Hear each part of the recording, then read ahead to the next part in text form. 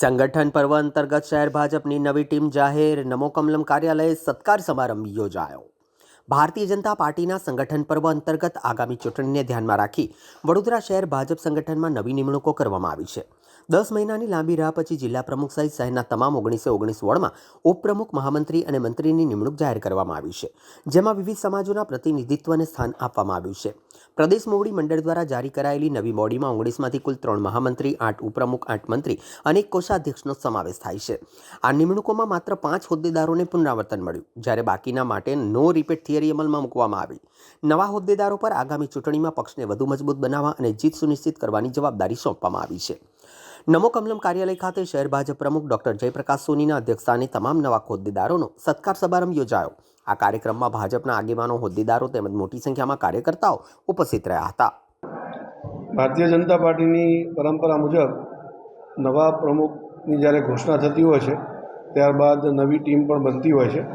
સંગઠન પર્વ અમારું ચાલી રહ્યું છે। સંગઠન પર્વ અંતર્ગત ગઈકાલે વડોદરા મહાનગરની ટીમની ઘોષણા થઈ છે અને આ ટીમની અંદર વધુમાં વધુ વિસ્તારમાંથી એટલે સર્વવ્યાપી અને સર્વસ્પર્શી વધુમાં વધુ જ્ઞાતિ સમીકરણનો સમાવેશ થાય એ પ્રકારનો એક પ્રયાસ થયો છે। વડોદરા મહાનગરમાં 19 વોર્ડ આવેલા છે।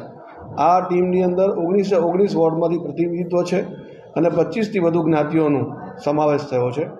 કુલ મળીને સંગઠનને મજબૂત કરવા માટે મહાનગરની ટીમ કામ કરતી હોય છે। અત્યાર સુધી જૂની ટીમે પણ ખૂબ સારી રીતે સંગઠનને મજબૂત કરવા માટે કામ કર્યું। અમારું સંગઠન બૂથ અને પેજ સુધીનું છે, આપ સૌ જાણો છો। પેજ પ્રમુખ, પેજ સમિતિ, બૂથ પ્રમુખ, બૂથ સમિતિથી લઈને સંગઠન મજબૂતાઈથી આગળ વધી રહ્યું છે। ત્યારે આ જે સંગઠનની નવી ટીમ બની છે એ નવી ઉર્જાથી જે પ્રકારનું પૂર્વ ટીમ કામ કરતી હતી એ જ પ્રમાણે એ જ ગતિથી આગળ પણ સંગઠનને મજબૂત કરવા માટે કામ કરશે એવો પૂરો વિશ્વાસ મને પૂરી ટીમમાં છે।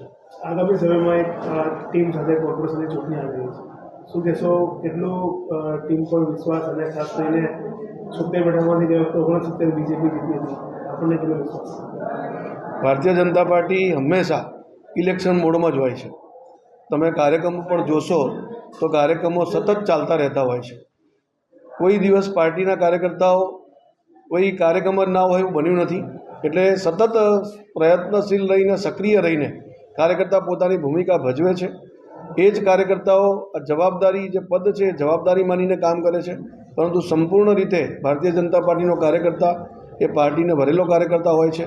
ચૂંટણી વખતે પણ બધા જ કાર્યકર્તાઓ સાથે મળીને સામૂહિક રીતે ચૂંટણીના પરિણામો સારા આવે એના માટે પ્રયાસ કરતા હોય છે।